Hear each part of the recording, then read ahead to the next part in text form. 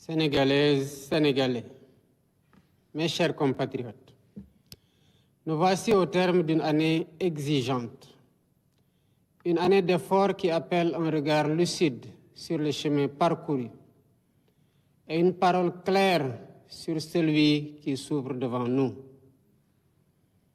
Ce moment est d'abord celui de la reconnaissance. Reconnaissance envers nos forces de défense et de sécurité qui accomplissent leur mission avec professionnalisme, discipline et un sens élevé du devoir. Reconnaissance envers nos autorités religieuses et coutumières, gardiennes de l'équilibre social, de l'apaisement des consciences et des valeurs qui fondent notre vivre ensemble. Reconnaissance aussi envers les Sénégalaises et les Sénégalais d'ici comme de la diaspora. De votre bravoure, de vos mains, de votre intelligence et de votre patience, naît chaque jour cette force tranquille qui fait tenir la nation et éclaire son avenir. Mes chers compatriotes, le serment que j'ai prêté devant la nation et devant Dieu engage ma conscience et ma responsabilité au plus haut niveau. Il exprime mon devoir de respecter la Constitution, de protéger la République et de servir avec la même exigence chaque Sénégalaise et chaque Sénégalais. Cette fidélité au serment s'accorde avec une fidélité tout aussi essentielle, celle qui lie notre action au projet de transformation que nous avons porté devant le peuple. Ce projet fondé sur la justice, la souveraineté, la transparence, l'équité et la dignité humaine reste la boussole de nos choix. J'y demeure attaché avec la même constance dans l'esprit du Djoub, Djoubal, Djoubanti. L'année qui s'achève aura été pour notre pays un moment de vérité. Elle a mis au jour des déséquilibres profonds, révélé l'ampleur des défis accumulés et rappelé l'exigence de redresser l'État avec sérieux, méthode et transparence. Un travail approfondi a été mené à l'interne et avec nos partenaires afin d'établir un diagnostic partagé et de dessiner des solutions durables. Dans le même mouvement, des avancées concrètes ont été réalisées. La continuité de l'État a été assurée, les services publics renforcés et les secteurs les plus vulnérables accompagnés. La baisse progressive des prix des produits essentiels s'est traduite par un allègement réel du coût de la vie. Les mesures de réduction des prix de plusieurs produits essentiels ont représenté 342,5 milliards de francs CFA d'économies pour les ménages en 2025. Cet effort se poursuivra en 2026. Je tiens à cet égard à saluer l'engagement du Premier ministre Ousmane Sonko et de l'ensemble du gouvernement.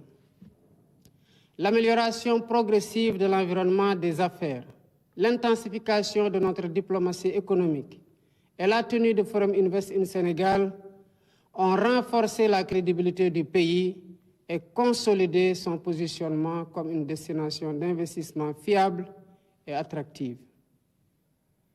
Mes chers compatriotes, la décision politique de porter le registre national unique à 1 million de ménages a rendu l'action sociale plus juste et plus efficace en orientant les appuis vers celles et ceux qui en ont réellement besoin. Cette exigence d'équité s'est prolongée par un soutien accru à l'autonomisation économique des femmes et des jeunes, avec l'émergence de 1060 coopératives productives solidaires. Dans le domaine de la santé, le gouvernement a constamment cherché à améliorer le quotidien des familles.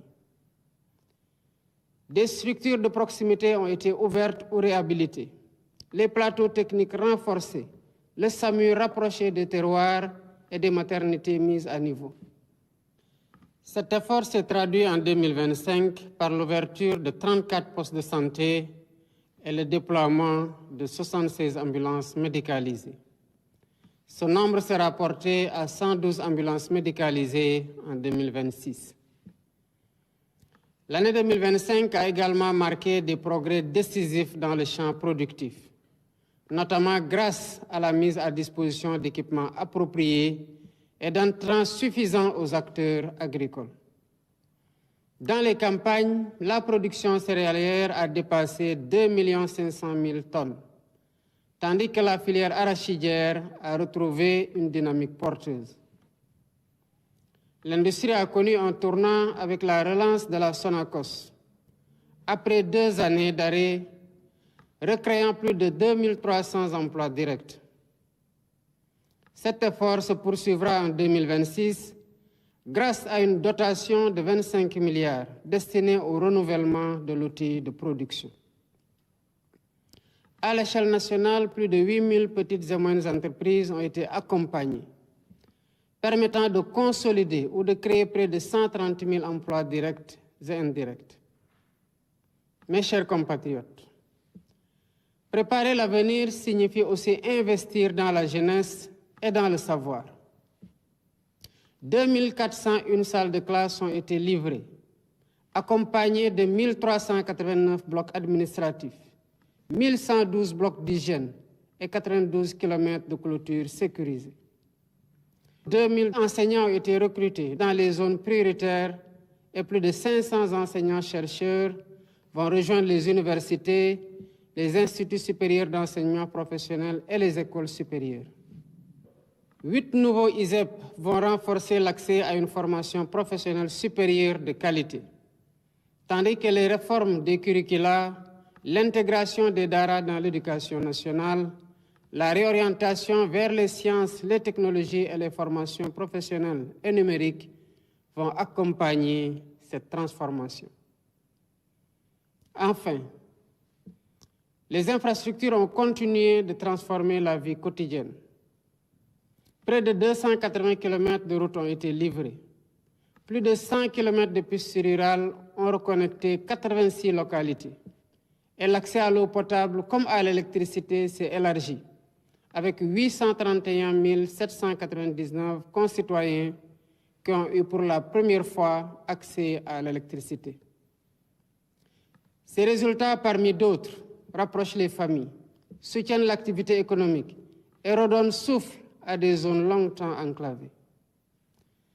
Mes chers compatriotes, l'année 2025 a été celle de la rigueur et de la résilience, ainsi que celle de la consolidation de la transparence et de la vérité dans notre démarche.